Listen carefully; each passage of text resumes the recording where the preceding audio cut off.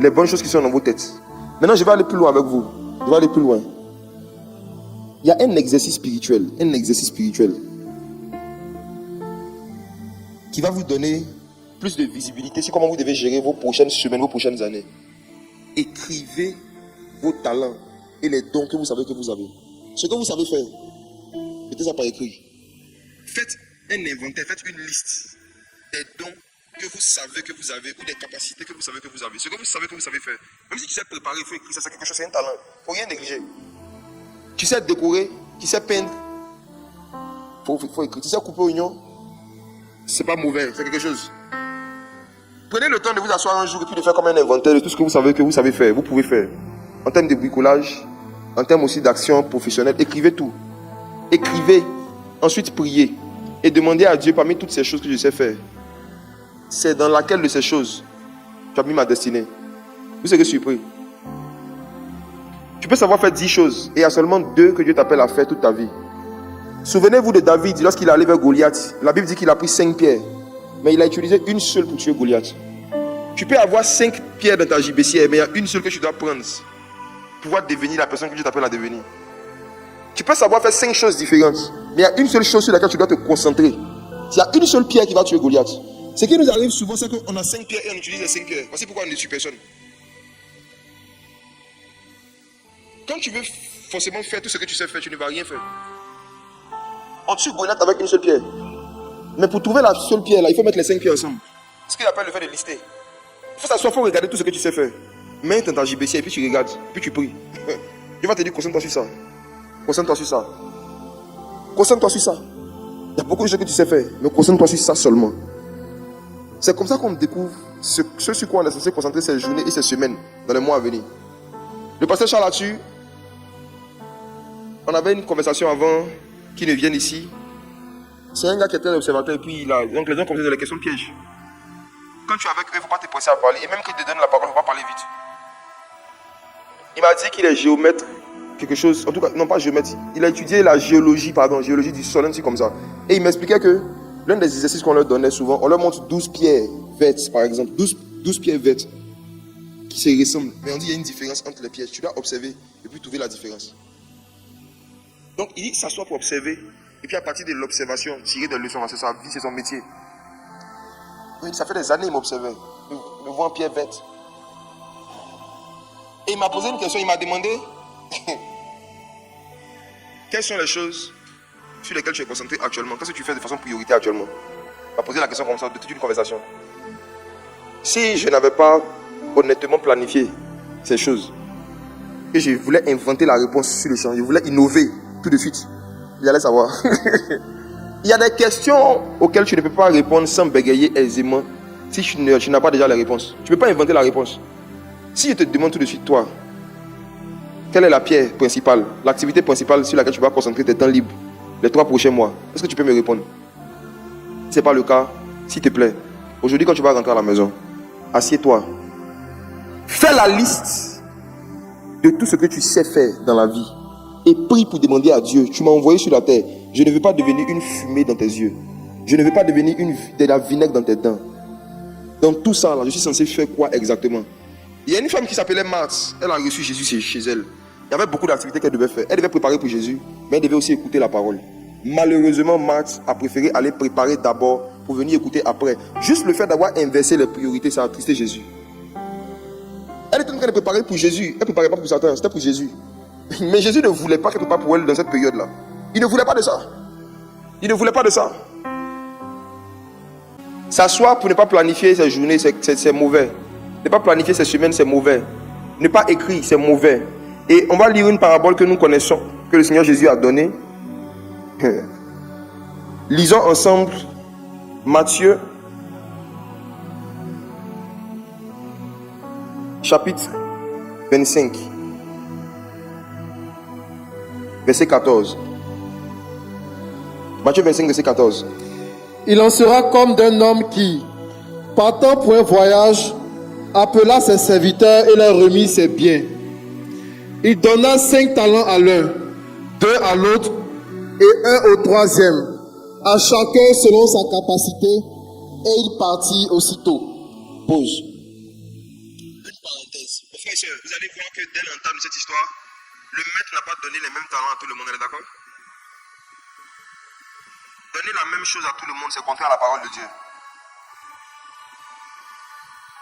L'égalité n'existe pas dans le royaume des cieux. Donner la même chose à tout le monde, c'est contraire à la parole de Dieu. C'est pourquoi même dans la distribution de l'héritage ou des biens d'un parent, Dieu avait donné une loi pour dire que l'aîné doit recevoir la double portion. Dieu ne donne jamais les mêmes choses à tout le monde. Il donne à chacun selon sa capacité.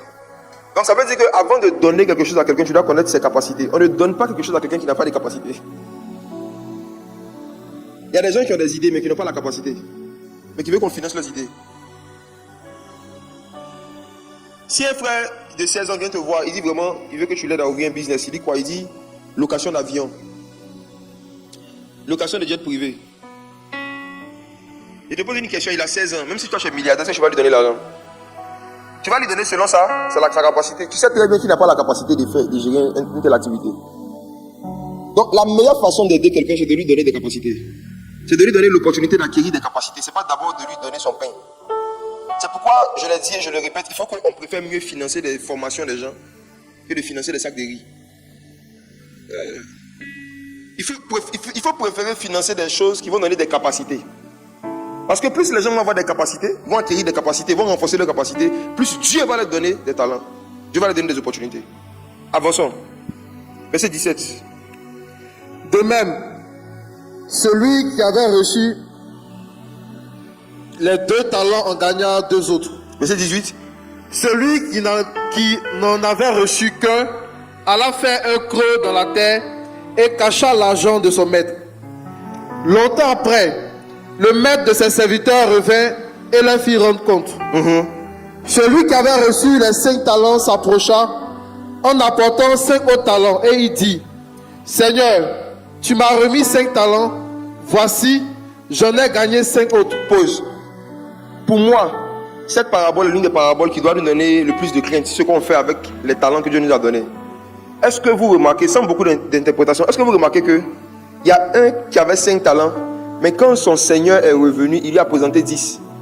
Et regardez la phrase qu'il lui dit. Il dit: Seigneur, est-ce que tu peux relire cette phrase? Verset 20. Okay. Seigneur, tu m'as remis 5 talents. Tu m'as remis 5 talents? Oui. Voici, j'en ai gagné 5 autres. Je vais dire quelque chose de grave. Est-ce que vous savez que quand le Seigneur va revenir, il est censé venir trouver dans nos vies des talents qu'il ne nous a pas donnés? Je reprends. Si cette parabole est vraie, ça veut dire que l'une des attentes que le Seigneur a envers nous, c'est que quand il va venir, il va trouver dans nos vies des talents, des choses qu'il ne nous a pas données. Il dit: Seigneur, tu m'as donné 5 talents, j'en ai gagné 5 autres. En d'autres termes, Seigneur, regarde, je manifeste des choses que tu ne m'as pas données. J'ai acquis dans ma vie des choses que tu ne m'as pas données.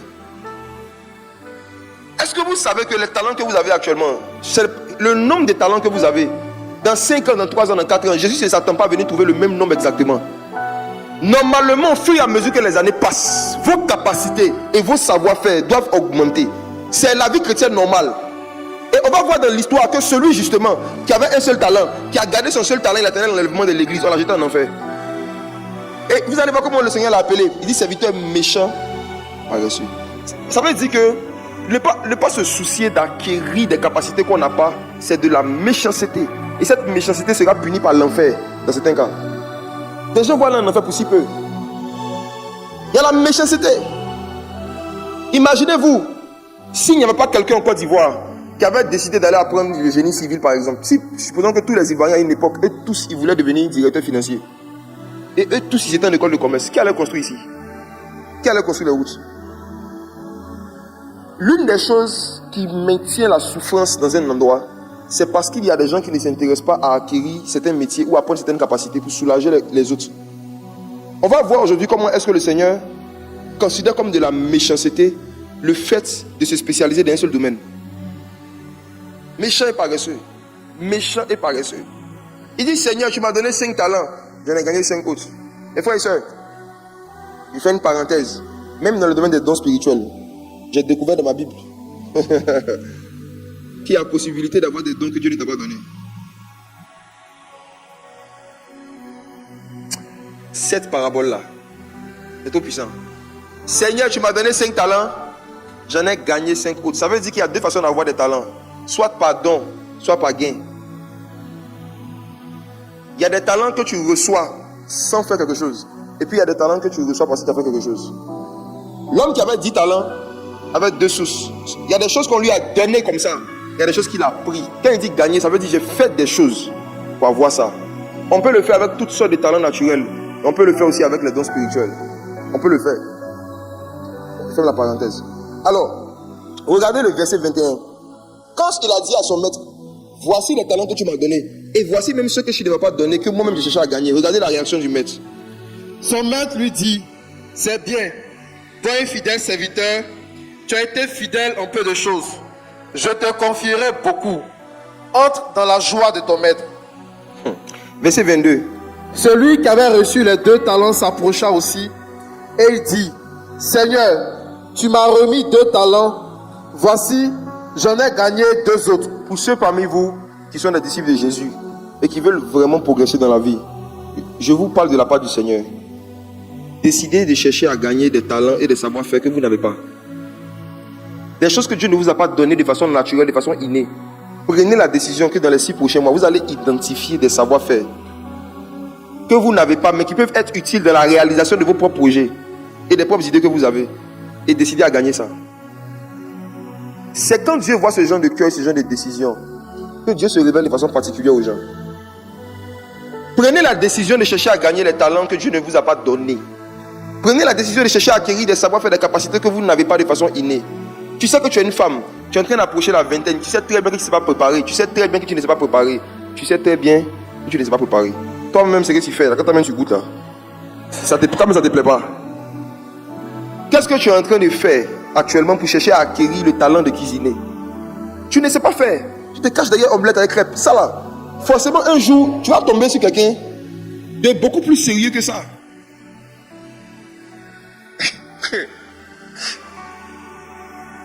Combien même d'employés dans les entreprises cachent leurs incompétences? Au lieu de chercher à acquérir la compétence qu'ils n'ont pas, qu'ils sont censés avoir par rapport au poste où ils sont, surtout les DG là. Il y a plein qui n'ont pas les compétences et les capacités pour faire certaines tâches liées à leur fonction. Il faut faire transférer à des stagiaires, à des assistants, au lieu d'apprendre à faire. Au lieu de t'asseoir pour apprendre à faire, tu cherches des stagiaires. Il dit entreprise recrute 10 nouveaux stagiaires. Des DG malhonnêtes. La direction te demande qui fait ça. Tu dis c'est toi. Oh, c'est des petits qui font en bas. Au lieu de t'asseoir pour chercher à acquérir ces capacités, ces talents, ces savoir-faire que tu n'as pas, tu triches, tu masques. Forcément, un jour, le maître va venir. Dans la fin de l'histoire, celui qui cachait le fait que ses talents n'augmentaient pas, il a mal fini. C'est un objectif de vie. Asseyez-vous, identifiez. Je suis censé savoir faire telle chose par rapport à telle activité que je veux faire, par rapport à tel métier que je veux faire. Toi, tu as eu la grâce, on t'a nommé responsable d'une entreprise. Tu sais que normalement, avec ce poste-là, on doit comprendre l'anglais. Toi, tout ce que tu comprends dans l'anglais. Good morning. Goodbye. Oh my God. Jesus Christ. Pourquoi est-ce que tu ne prends pas la décision, à partir d'aujourd'hui, de commencer à acquérir progressivement cette capacité-là? De payer un professeur, de payer des cours, et puis de commencer progressivement à commencer à apprendre. Tu dis non, il y a des applications aujourd'hui.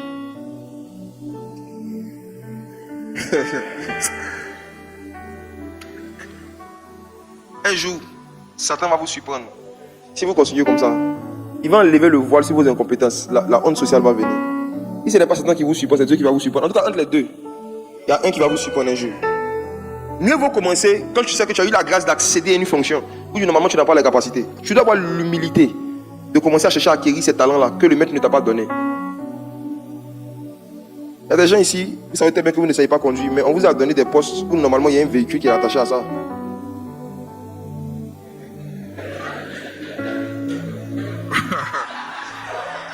Ou bien vous aspirez à des postes, vous aspirez à des fonctions, à des postes. Si tu arrives là-bas, on te donne une voiture. Moi, quand j'ai eu mon permis il y a quelques années, il ne m'était pas soucié de chercher à acquérir la capacité de conduire. Je me suis dit, bon, mais c'est quand il y a une voiture dans ma vie. Quand il me regarde, il y a ce qu'il y a sur mon compte. Voiture va venir quand? J'ai tout le temps.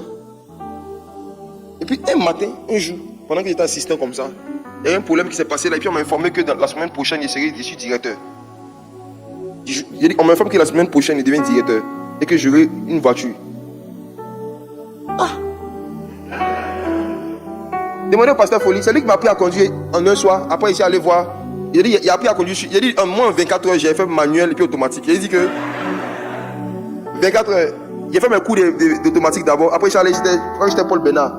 Quand j'étais Paul Bénard, il m'a appris, il m'a donné mes cours de manuel. Je me suis débrouillé, j'ai roulé toute la nuit à Cocody. C'est-à-dire que j'ai roulé toute la nuit jusqu'au matin. Au lieu de faire veiller des prières, j'ai fait veiller de conduite. Oui.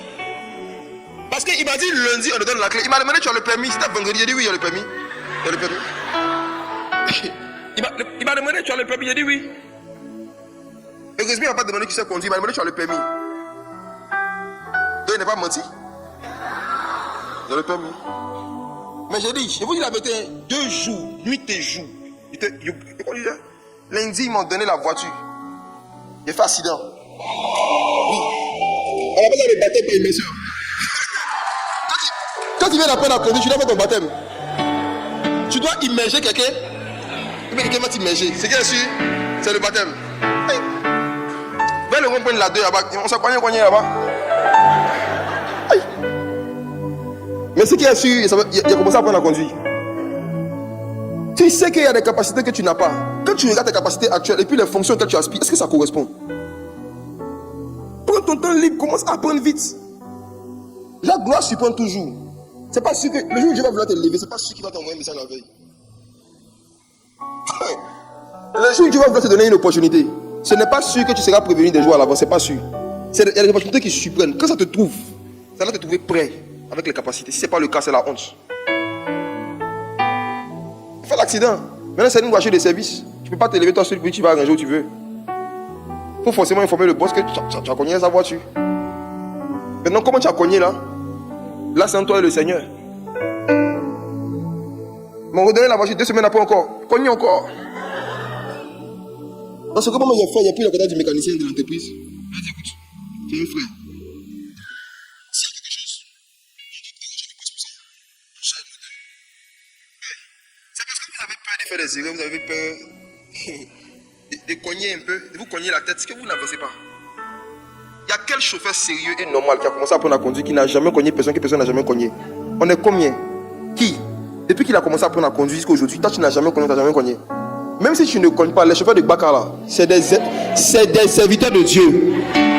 Que Dieu va utiliser pour enlever en toi la peur d'être sur les grandes voies. Une nuit, pendant que j'apprenais à conduire, j'avais peur d'aller trop vite pour faire des accidents. Je roulais très très doucement. Et les gars klaxonnaient derrière moi. Et puis j'avais mis les feux de détresse. Il y a un qui a descendu de sa voiture. Il a couru, il est venu me trouver. Il dit, toi là, il faut vendre ta voiture, tu as payé phare.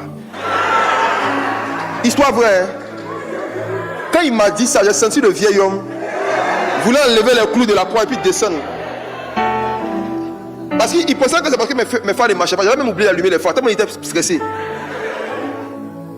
Vendre ta voiture, tu as payé phare. Regarde le gars comme ça. Une voix me dit, dis seulement un mot, dis seulement un mot. Dis un mot. Il dit non, ce n'est plus moi qui vis. C'est Christ. Christ qui vit en moi. Le maître a félicité les serviteurs qui ont fait l'effort d'aller chercher à acquérir les capacités et les talents qu'il ne leur a pas donnés. Et c'est le cœur que Dieu a vis-à-vis de nous. C'est les attentes qu'il a vis-à-vis de nous. Venez t'asseoir devant lui pour prier pendant 8 heures, ça ne le touche pas. Regarde, je vais vous dire quelque chose. Hein. Ne pensez pas que chanter beaucoup pour Dieu, ça le touche. Hein. Vous connaissez les anges qui chantent pour lui au ciel là-bas. Toi, ta voix, quand tu écoutes ta voix toi-même, et puis il faut penser un peu à la voix des anges là. Tu peux? Tu peux pas? Toi, tu peux avec Michael? Gabriel? Tu peux pas? Ce que Dieu veut de nous, c'est qu'on puisse travailler pour lui. On a peu de temps. L'enlèvement est proche, la fin du monde est proche. Satan est en train de détruire des vies à grands pas. Satan est en train de plonger de plus en plus les gens dans les ténèbres. Les actions concrètes que nous on doit poser, on est la lumière du monde. On n'est pas la sonnerie du ciel, on ne va pas toujours chanter. Arrivé à un moment là, il faut sortir un peu pour commencer à faire dans le monde. Les activités et puis les talents, les activités et puis les projets qu'on est censé faire pour mettre un peu de lumière dans la vie des gens. C'est là-bas que Dieu nous attend. Là-bas que Dieu nous attend. Maintenant, regardons le sort de celui qui a gardé son même talent pendant 15 ans. Verset 24. Matthieu chapitre 25. Verset 24. Celui qui n'avait reçu qu'un talent s'approcha ensuite et il dit, Seigneur, je savais que tu es un homme dur, qui moissonne où tu n'as pas semé et qui amasse où tu n'as pas vanné. J'ai eu peur et je suis allé cacher ton talent dans la terre. Voici, prends ce qui est à toi. Dis avec moi, j'ai eu peur. J'ai eu peur. Et je suis allé cacher. Et je suis allé cacher. La plupart des gens qui se cachent, qui aiment se cacher ou qui aiment cacher ce qu'ils savent faire, c'est pas l'humilité. Hein. Ils sont méchants. La première manifestation de la méchanceté, c'est la peur d'échouer. J'ai eu peur. Il n'a pas dit je suis humble et je me suis caché. Il dit j'ai eu peur. Tu te caches par humilité ou par peur d'échouer? Pourquoi tu caches vraiment ce que tu sais faire? Bien pourquoi tu aimes te cacher? Rester caché. Moi, j'ai resté caché. Pas ta fait de rester caché. Hein? C'est par humilité ou c'est par peur d'échouer? Soyez franc avec vous-même. La raison pour laquelle vous n'osez pas commencer même à dire aux gens que je fais telle chose, je vends telle chose, je sais faire telle chose. Pourquoi vous n'en parlez pas? La peur qu'on vous dise que ce que vous faites est vilain. La peur qu'on vous dise que ce n'est pas assez bien. La peur qu'on fasse des critiques. La peur qu'on fasse des remarques. La peur est un démon de paralysie. La peur est un démon de paralysie. La peur est un esprit de paralysie. La peur est un esprit de paralysie. La peur est un esprit de paralysie. Il n'y a pas quelqu'un qui accepte la peur d'échouer et puis qui marche dans sa vie. C'est pas possible. La peur fait que tu n'avances pas. La peur fait que tu ne sais rien. Tu n'entreprends rien. Et puis, tu demandes à Dieu de te parler clairement. Même si Dieu parle clairement à un peureux, il ne va rien faire. Demandez à Moïse. Moïse a entendu clairement la voix de Dieu. Quand Dieu a fini de parler, il dit Seigneur, on voit quelqu'un d'autre. Les peureux finissent toujours par là. On voit quelqu'un d'autre. Lui, il est mieux que moi. Quelqu'un d'autre est mieux que moi. Vous savez, la peur blesse le Saint-Esprit. Ça attriste le Saint-Esprit. Et on va le voir dans la réponse de Jésus tout à l'heure. Il dit j'ai eu peur et je me suis caché. J'ai eu peur et j'ai caché. Qui a envoyé cette phrase? C'est Adam. Oui. Dieu dit où es-tu? Il dit j'ai eu peur. Je me suis caché parce que j'étais nu. Dieu dit mais qui t'a enseigné sur la nudité ici? Il n'a jamais fait un séminaire sur la nudité. Comment tu sais que tu es nu? La peur nous donne des enseignements et des informations que Dieu n'a pas encore enseigné. La peur va faire que, on va lire ça tout à l'heure, la peur va faire que tu auras même des visions. On dit le paresseux dit il y a un lion dehors. La peur rend paresseux. La peur rend paresseux. La peur rend inactif. La peur rend inactif. Parfois quand tu as une chose qui revient sans cesse dans ton cœur, tu ne sais pas si c'est Dieu ou c'est pas Dieu. La seule façon de vérifier c'est d'essayer. Tu as même à l'idée d'essayer, tu as peur. Quand il dit essayer, regarde comment ton âme réagit. Seigneur, j'ai eu peur. Je suis allé cacher ton talent dans la terre. Voici, prends ce qui est à toi. Regardez la réponse du maître au verset 26. Son maître lui répondit, Oui. serviteur méchant et paresseux, tu savais que je moissonne où je n'ai pas semé, Oui. et que j'amasse où je n'ai pas vanné. Il te fallait donc remettre mon argent au banquier, et à mon retour, j'aurais retiré ce qui est à moi avec un intérêt. Il y a deux puissantes vérités dans le verset 26 et le verset 27. Il dit au maître que le maître moissonne où il n'a pas semé et il amasse où il n'a pas vanné. Je vous pose la question, est-ce que c'est vrai? Est-ce que Jésus vient moissonner où il n'a pas semé? Quand tu dis à quelqu'un qui vient moissonner où il n'a pas semé, je lui dis que c'est un voleur. La peur nous donne une image déformée de Dieu. La peur nous pousse à mentir sur Jésus. La peur nous pousse à dire des choses sur Jésus qui ne sont pas vraies. La peur va te donner une image de Dieu qui ne correspond pas à ce que Dieu est. Il voyait le maître comme quelqu'un de méchant et il a même dit, il dit tu es un homme dur. Au verset 24. Vous tous qui voyez Jésus comme une personne dure, vous avez une image satanique de Jésus. Vous tous qui voyez Dieu comme quelqu'un de dur, je vous dis la vérité, cette image vient du diable. Parce que Jésus a dit dans Matthieu chapitre 11, je suis doux et humble de cœur. Voir Jésus comme un dur qui a un bâton dans sa main et qui est prêt à tout moment, à la première erreur, à nous taper sur la tête, c'est adorer un Jésus qui en fait dans nos têtes c'est Satan. Le diable met dans notre image, dans notre tête sa propre image et il nous fait croire que c'est l'image de Dieu. Tu es un homme dur. Si Jésus était dur, toi tu allais être ici aujourd'hui. Non, on a 4 fois. Si Jésus avait été dur avec nous, quand on a commencé à marcher avec lui, qui allait rester dans la foi? Il ne faut jamais se rappeler du Seigneur nous a enlevé. Jésus est dur, c'est un homme dur. Le fait d'avoir une mauvaise image du maître a fait qu'il n'a pas voulu essayer les choses. Et je vous assure, votre capacité de vouloir essayer quelque chose dépend de l'image que vous avez de Jésus. La façon dont vous voyez Dieu, c'est ça qui va déterminer votre courage dans la vie. La façon dont vous voyez Dieu.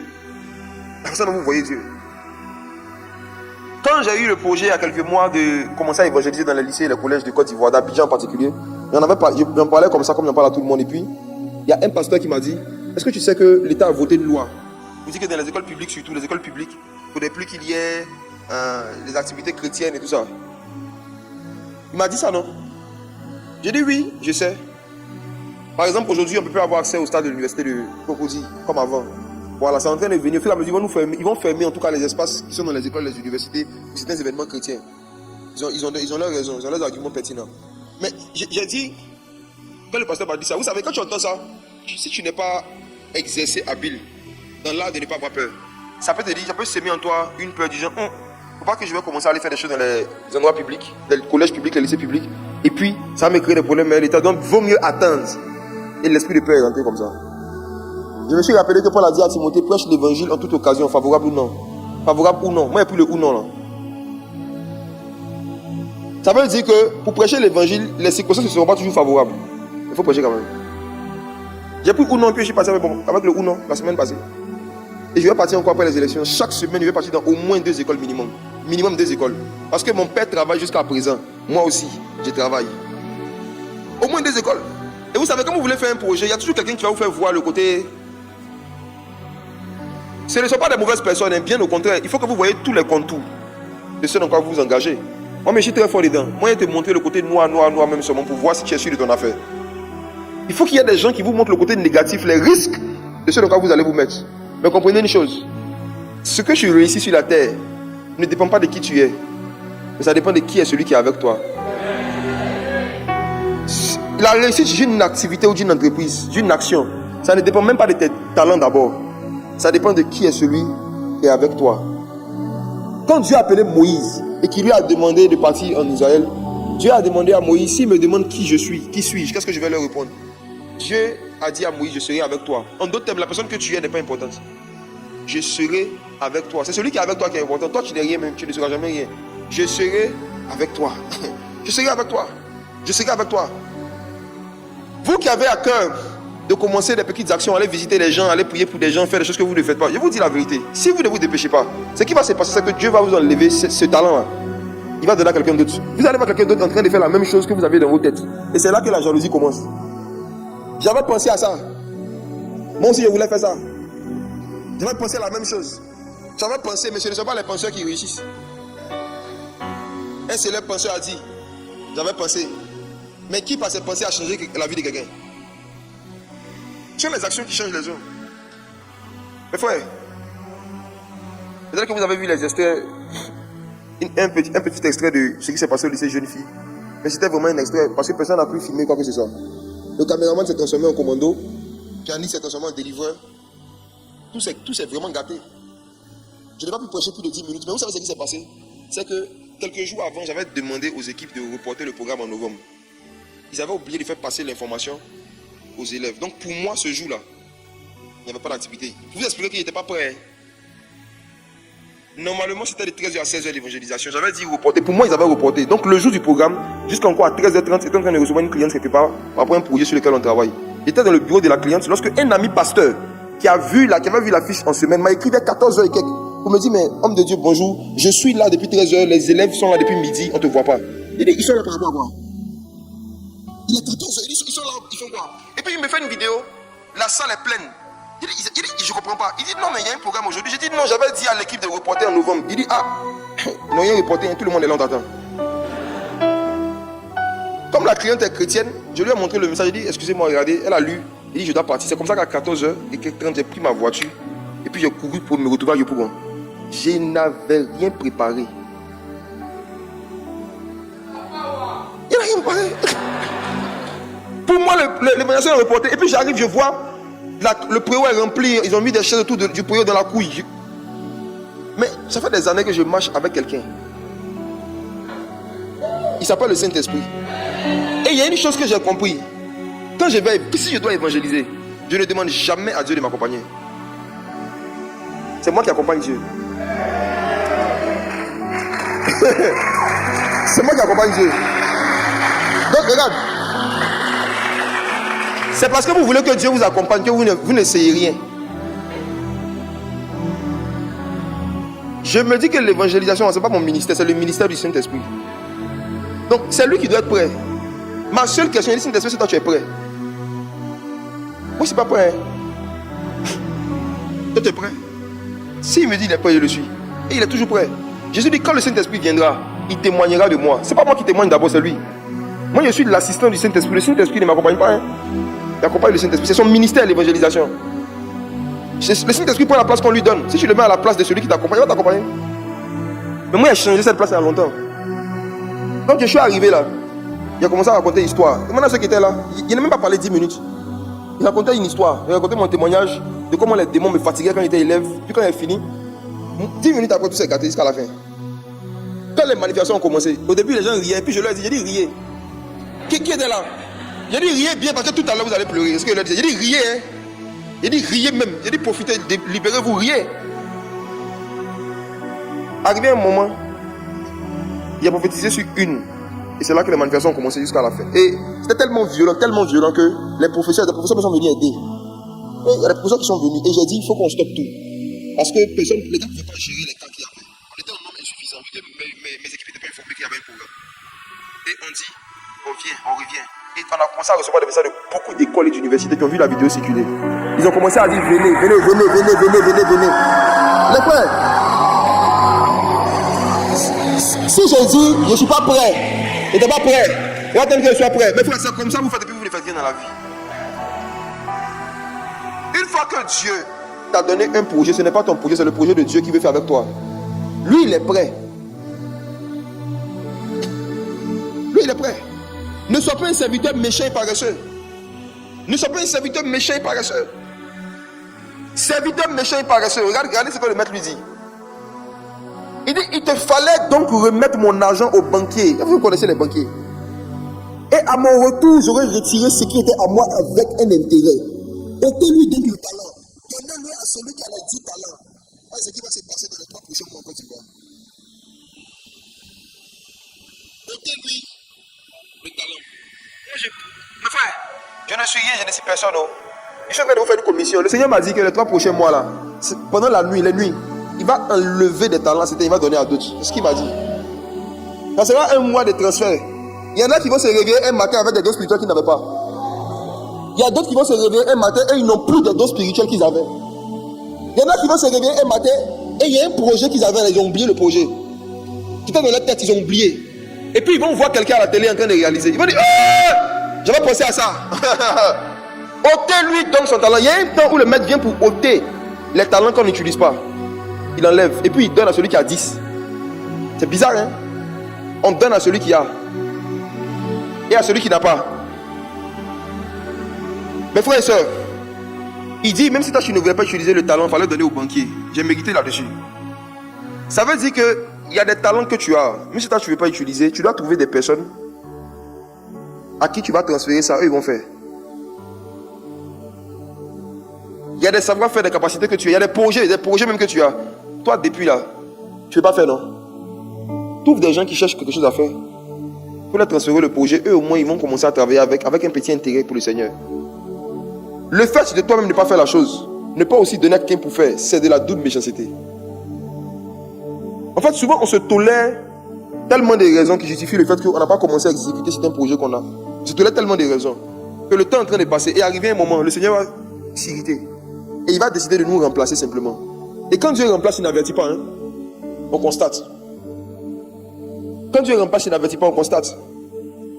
Nous, quand on était nouvellement chrétiens, on était des jeunes, on voyait des prophètes et des pasteurs en train de se bagarrer derrière le micro, disant qu'ils étaient les héritiers du prophète Kabou-Sévérin. Chacun venait dire, c'est lui, c'est moi, il a pris le manteau. Avant de mourir, il m'a donné son mouchoir. L'autre dit, moi, avant de mourir, il m'a donné ses souliers. Avant de mourir, il m'a donné sa veste. Nous, on voulait juste partir au ciel. On avait hâte que le fameux héritier se lève, commence à organiser aussi des veillées, des évangélisations, comme le prophète Kabou-Sévérin faisait. Qui commence à pouvoir bénir des milliers de personnes, comme le prophète Kabou-Sévérin. On attendait pendant des années, on n'a pas vu. Hein. Il y en a qui ont essayé, mais c'est pas quelque part. Je me suis rendu compte que c'est Dieu dans sa souveraineté qui décide qui doit prendre le relais par rapport à une œuvre qui est faite. Cela ne dépend ni de celui qui veut, ni de celui qui court, mais de celui à qui Dieu fait grâce. Mais la grâce de Dieu aussi se base sur des vertus. Il y a des grâces qui se basent sur certaines habitudes, certaines vertus. Il y a des gens à qui Dieu avait mis à cœur d'organiser certaines conférences, certains programmes. Ils ne l'ont pas fait. Ils ne l'ont pas fait. Il y a des gens qui avaient les moyens à une saison de se lever pour commencer à évangéliser la jeunesse. Ils ne l'ont pas fait. Ils ne l'ont pas fait. Dieu était là, il criait, qui enverrai-je, qui enverrai-je, qui enverrai-je. Personne n'entendait son cri. Maintenant, peut-être une nuit, il y a un gars qui ne dormait pas, il a entendu le cri. Il a commencé à faire. Maintenant, le problème, c'est quoi? C'est que la jalousie du regret est plus grave même que les autres types de jalousie. La jalousie du regret de ne pas avoir fait ce que Dieu t'a dit de faire et de voir quelqu'un d'autre en train de faire ça et de porter beaucoup de fruits. Cette jalousie-là peut te détruire pour toujours. Parce que c'est une jalousie mêlée de remords, mêlée de regrets, mêlée d'envie, mêlée de beaucoup de choses. Si je savais est une phrase qui a détruit la vie de beaucoup de personnes. Le Seigneur dit travailler pendant qu'il fait encore jour. Car la nuit vient où personne ne peut travailler. Ça veut dire qu'il y a une saison. Chaque travail qui te met à cœur de faire, il y a une période, il y a une saison. Si tu rates la saison et que tu paresses, à cause de la paresse, tu rates la saison, ce qui va t'arriver, c'est beaucoup de regrets, beaucoup de remords, des pleurs et des grincements de dents. Et je le répète et je le dis, le Seigneur m'avait dit que ces 3 derniers mois de l'année en Côte d'Ivoire, dans le monde spirituel et dans la sphère politique et professionnelle, il y aura beaucoup de remplacements. Beaucoup de remplacements d'autorité. Beaucoup de gens vont perdre leur autorité politique, leur autorité financière, leur autorité prophétique. Dieu va retirer à beaucoup de personnes et Dieu va élever d'autres personnes souverainement. Mais il y a des vertus que Dieu cherche. C'est l'amour du travail. C'est l'amour du travail. C'est l'amour du travail. Dieu sera plus à l'aise de prendre un bosseur et un travailleur païen pour le mettre à certaines fonctions, plutôt que prendre un chrétien paresseux et talentueux. L'amour du travail. Voici. Proverbe chapitre 12, verset 27. Troisième type de paresse qui attriste le Saint-Esprit. Proverbe 12, verset 27. Le paresseux ne retire pas son gibier, mais le précieux trésor d'un homme, c'est l'activité. Le paresseux ne retire pas son gibier. Retire son gibier, c'est quoi? Lorsque vous prenez de la viande, je vous apprends rien. Surtout par rapport à la viande de bouche, je pense que je vous apprends rien. Le gibier, c'est ça en fait. C'est le nom français de la viande de bouche. Gibier. Alors, quand vous prenez de la viande, le goût que la viande a dépend du feu par lequel on le fait passer. Vous voyez? Donc une viande qui n'est pas passée par le feu ne peut pas être comestible et n'est pas bonne à manger. De la même façon, chaque talent que Dieu nous donne est un gibier. Chaque capacité que Dieu nous donne est un gibier. C'est censé passer au feu. Le feu de la réflexion, le feu de la planification, le feu de l'organisation. Il y a des gens qui ont des gibiers ici qui ne sont pas bien préparés, mais ils veulent servir ça en Côte d'Ivoire. Ils servent, les gens ne payent pas, les gens ne sont pas gentils. Parfois, vous n'avez pas pris assez de temps pour rôtir votre gibier. C'est-à-dire vous asseoir pour bien travailler l'idée, bien travailler le projet, bien regarder les tenants, les aboutissants, voir qu'est-ce que les gens aiment, qu'est-ce que les gens n'aiment pas. Parfois, rôtir son gibier, c'est perfectionner quelque chose qu'on a déjà. C'est-à-dire la chose est là à l'état brut.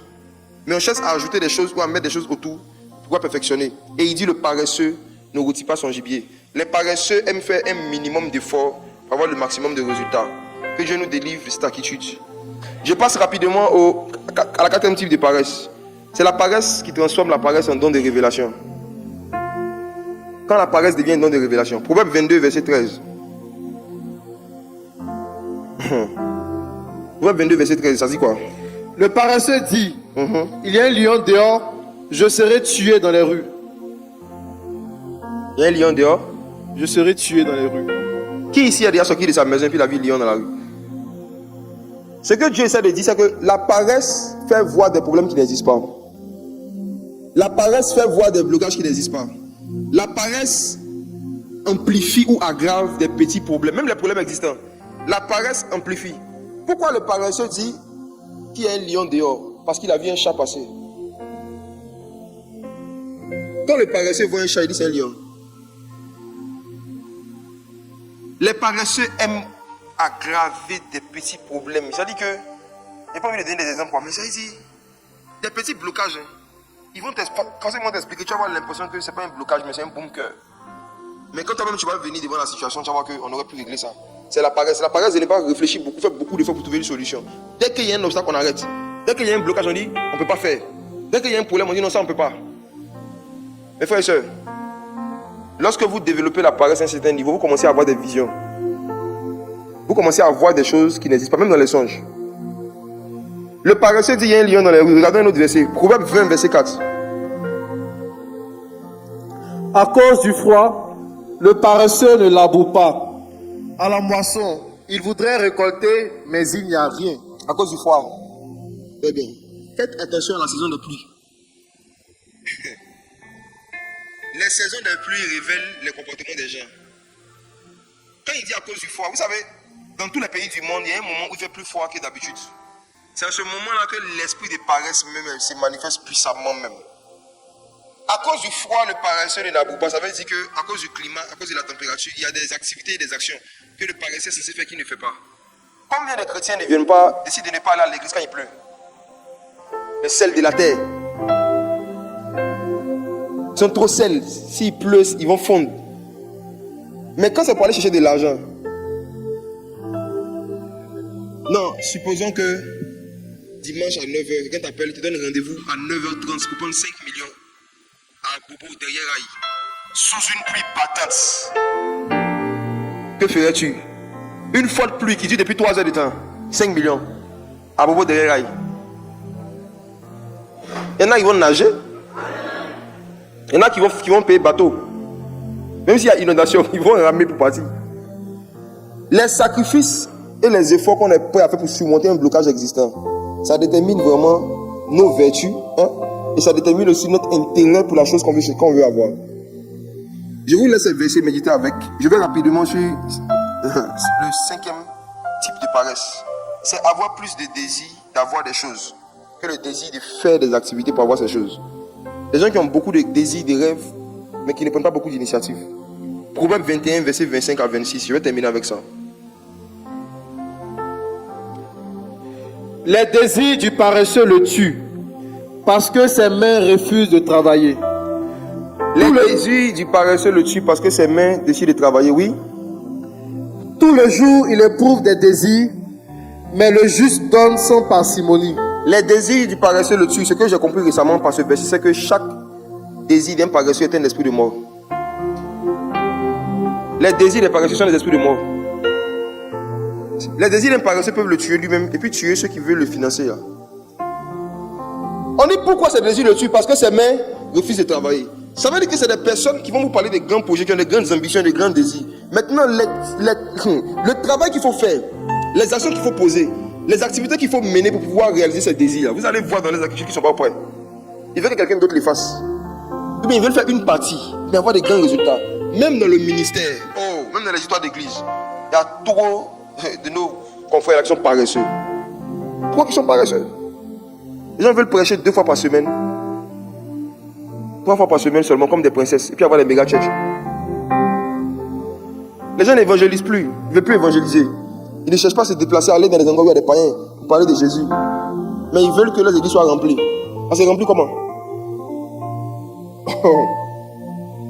Des gens ne veulent pas régulièrement faire un travail sur les réseaux sociaux, d'édifier les gens régulièrement, mais ils veulent avoir beaucoup d'abonnés. On fait ça comment? Les désirs du paresseux le tuent. Parce que le travail que sa main doit faire pour avoir le résultat, là, le paresseux ne veut pas faire ce travail, mais il a des désirs. Faites attention, vous qui encouragez les gens qui ont beaucoup de désirs, beaucoup de projets, mais qui ne posent pas beaucoup d'actions devant vous, faites attention. Si ce n'est pas eux qui se tuent, ils vont vous tuer un jour. Les paresseux tuent avec la langue. Un jour, dans une frustration, il va te dire, toi, j'ai déjà fait quoi pour moi? Le jour où tu vas lui refuser quelque chose, ou bien le jour où tu ne vas pas vouloir aller dans son sens par rapport à une de ses ambitions, il va te sortir des paroles qui vont tuer en toi le désir d'aider quelqu'un. Beaucoup de personnes ont décidé de ne plus aider les gens à cause de certaines paroles que des enfants leur ont dit. L'ingratitude va tuer en toi aussi une vertu que Dieu t'avait donnée. L'ingratitude va tuer en toi une vertu. Moi, je ne connais pas quelqu'un qui est très paresseux et puis qui est reconnaissant, ça n'existe pas. C'est pourquoi ils préfèrent ne pas aider les paresseux. Parce que peu importe ce qu'il fait pour eux. Un jour, ils vont me dire que ce qu'il fait, c'est rien. Et l'effet que ça va me faire, ça va faire que je ne vais plus vouloir aider quelqu'un. Non, pour garder mon cœur, il ne les aide pas. L'une des façons de garder son cœur, c'est de se garder, de pouvoir investir, faire des sacrifices pour quelqu'un qui n'a pas certaines vertus. Il ne faut pas juste regarder les problèmes que la personne a, il faut regarder ses vertus aussi. Et quelqu'un qui n'aime pas travailler, mais qui a beaucoup de désirs, un jour, ces désirs vont le tuer et te tuer. Vous tous, vous allez vous faire tuer. Il y a plein ici, vous avez tué vos parents émotionnellement. Comme je dis, il y a des paroles que vous avez dit à vos parents. Il y a des paroles que vous avez dit aux parents. Il y a des réactions que vous avez eues. Parce qu'ils avaient refusé de faire certaines choses. Ou parce que pendant un moment, ils n'ont pas fait certaines choses. Vous avez parlé comme si on n'avait jamais rien fait pour vous. Ça tue dans le cœur de vos parents le désir même de faire quelque chose de particulier ou de nouveau. Et souvent, vous continuez vos vies, vous ne partez pas vous excuser. Quand on parle comme ça, souvent, le Saint-Esprit rappelle des épisodes à certains. Mais quand tu te rappelles de l'épisode, est-ce qu'après tu prends la décision de revenir vers les parents pour t'excuser? Mes frères, c'est dommage je le dis encore pour terminer, ça me fait mal. La majorité des gens, malgré mes sujets d'enseignement, des gens vont écouter, ils ne vont pas prendre des résolutions. Ils vont finir d'écouter, ils vont rentrer à la maison, ils vont continuer leur même vie comme avant. Ils ne vont pas changer leurs habitudes. Ils ne vont pas s'asseoir pour planifier les choses. Pour savoir qu'est-ce que je dois faire ici, qu'est-ce que je dois faire là. C'est dommage. Le peu qui écoute la parole et qui met la parole en pratique, c'est à vous que je parle. S'il vous plaît, il y a trop de souffrance, que ce soit dans nos familles, dans nos pays, pour que nous, on ait la méchanceté de penser seulement à nous reposer, à nous faire plaisir. Il y a trop de gens qu'on doit aider. Il faut que chacun s'élève et mette la main à la pâte dans ce secteur d'activité par rapport à ses talents, dans les choses qu'il sait que Dieu l'appelle à faire. Il faut que chacun d'entre nous, on s'élève et on commence à faire chacun à son niveau le peu qu'il puisse faire pour soulager quelqu'un autour de lui. Vous qui êtes élèves et étudiants et qui êtes issus de familles pauvres, écoutez ce que je vais vous dire. Quand on dit famille pauvre, là, ne laissez pas vos parents vous donner l'impression que vous êtes riches. Il y a des parents orgueilleux qui ont du mal à varier même le menu alimentaire à la maison, mais qui disent aux enfants, on n'est pas pauvre. On n'est pas pauvre. Mais jeunes frères, soyez réalistes. Si c'est toujours même ça ce berger d'enfer, vous êtes pauvre. Si tu vois que tu n'arrives pas, les parents n'ont pas les moyens de subvenir à tes besoins de base, les vêtements, les chaussures, le temps, mais tu vois qu'ils peuvent te donner un transport, comment on parle, non? Il faut comprendre que tu es dans une famille pauvre. Et de ce fait-là, le fait que tu vas à l'école aujourd'hui, c'est la main que Dieu te tend. C'est l'opportunité que Dieu te tend pour deux choses. Première chose, pour ne pas qu'un jour, quand tu vas devenir adulte, ta vie ressemble à la vie de la famille où tu as grandi. Deuxième chose, pour qu'un jour tu puisses faire sortir ces gens-là, eux aussi, des limitations dans lesquelles ils sont. Tu joues avec tes études. Tu es en train de jouer avec ton âme, toi seul. Parce que c'est possible que papa même meure avant que tu finisses tes études, comme ça arrive à beaucoup. C'est possible que la personne qui finit tes études-là ait des problèmes financiers. Et la personne ne peut pas continuer à payer tes études. Tes parents peuvent être vivants, mais leur argent est mort. L'argent meurt plus vite que les parents. Les moyens qu'ils avaient hier, ils peuvent ne plus l'avoir un moment. Ils ne pourront pas payer le type d'études que tu veux, ils ne pourront plus faire certaines choses. Est-ce que toi tu es en train de planifier ce jour-là? Est-ce que tu es en train d'étudier en te disant un jour papa ne sera pas là? Un jour maman ne sera pas là. Un jour, même s'ils sont là, il peut arriver qu'un jour ils ne puissent pas avoir les moyens de faire. Il faut que vous causez avec vos amis de classe. Il y a beaucoup d'orphelins. Causez avec vos amis de classe. Il y a beaucoup dont les parents ont perdu subitement leurs affaires du jour au lendemain. Causez avec vos amis de classe. Ça peut vous arriver aussi. Est-ce que vous êtes en train de vous préparer à ça? Vous-même les parents, est-ce que vous préparez aussi les enfants à ça? Ne leur donnez pas l'impression que vous êtes des milliardaires éternels.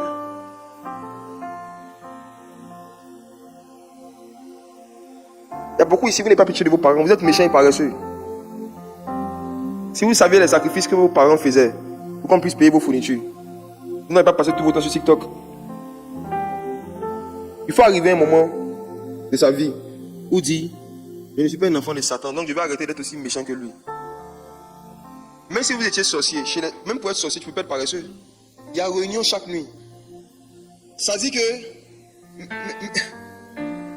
même si tu es sorcier, là, peu importe ce que tu fais la journée, ils vont venir te réveiller vers minuit, 1h pour aller t'envoler. Et puis tu dois rentrer dans ton corps avant 5 heures pour te réveiller le matin pour t'apporter encore pour aller à l'école. Non. Tu vois que la paresse, là, ça ne vient d'aucun royaume. C'est vraiment charnel. Il faut qu'arrive un moment, chacun prenne des décisions de dire, est-ce que je suis en train de chercher à beaucoup travailler pour pouvoir soulager quelqu'un? L'une des choses qui peut attirer une grande onction, une grande bénédiction sur vos vies, c'est d'identifier une catégorie de personnes et puis vous allez décider que vous allez travailler pour les aider à souffrir moins. C'est-à-dire que tu identifies des gens, non? Et tu dédies ta vie à travailler et à faire des actions pour que ces personnes-là souffrent moins ou ne souffrent plus. Quand tu ne vis pas pour quelqu'un, tu dois vivre pour toi-même. Et quand tu vis pour toi-même, la vérité, hein, tu peux mal finir. Parce que Jésus n'a appelé personne parmi nous à vivre pour lui-même. Jésus est venu sur la terre, il est mort, il est venu vivre pour nous. Il est mort pour nous. Donc chacun d'entre nous, là, on doit identifier une ou plusieurs personnes pour qui on vit. C'est bon? Quand je suis en train de parler, j'ai vu une scène.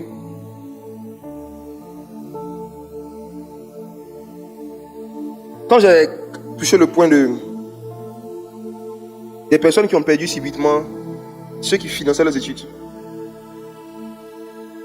il y a quelqu'un dans son cœur, dans son esprit, ça t'a rappelé des souvenirs. Il y a des gens ici qui auraient pu aller un peu plus loin en termes de formation, d'apprentissage, même d'opportunités dans la vie, s'ils n'avaient pas perdu papa ou maman subitement. Ou si un de leurs parents n'avait pas perdu subitement son emploi ou son activité.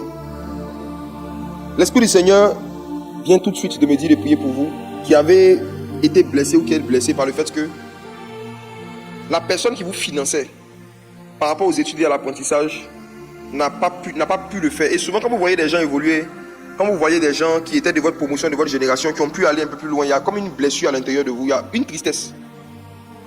Et jusqu'à aujourd'hui, cette tristesse-là revient continuellement.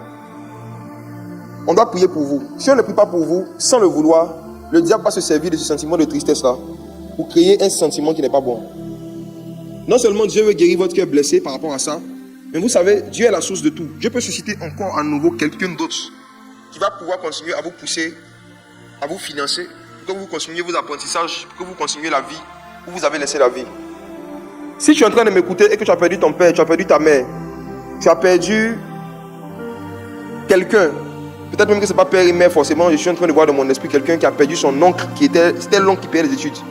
Et quand l'oncle est mort, il n'y a personne qui a pris la responsabilité de le faire. Ce qui est grave, c'est dans les familles où tu vois que les gens ont les moyens de le faire. Mais c'est juste l'amour là et la décision de faire pour quelqu'un que les gens n'ont pas. Tu es en train de m'écouter et tu t'es retrouvé dans ce cas-là, tu as déjà vécu ça. Tiens-toi debout s'il te plaît, je vais prier avec toi. Si tu es dans la salle, si tu es dehors, ceux qui sont dehors, rentrez dans la salle. Je vais voir. Tu es en train de m'écouter et tu es dans le cas de quelqu'un qui a dû arrêter ses études, sa formation, indépendamment de sa volonté, à cause de la mort d'un parent, ou à cause du fait que le parent qui finançait la chose a perdu subitement son travail ou son argent. Ça t'a blessé, ça te blesse. Souvent même ça te complexe. Ça crée même souvent dans ton cœur une colère par rapport à d'autres personnes que tu vois qui eux sont en train d'évoluer. Parce qu'il y a des gens eux qui arrivent à payer leurs études. Ça crée dans ton cœur une blessure. Tiens-toi debout. Si tu es dehors, rentre dans la salle. Si tu vis ce que j'ai dit, que tu es dehors, viens.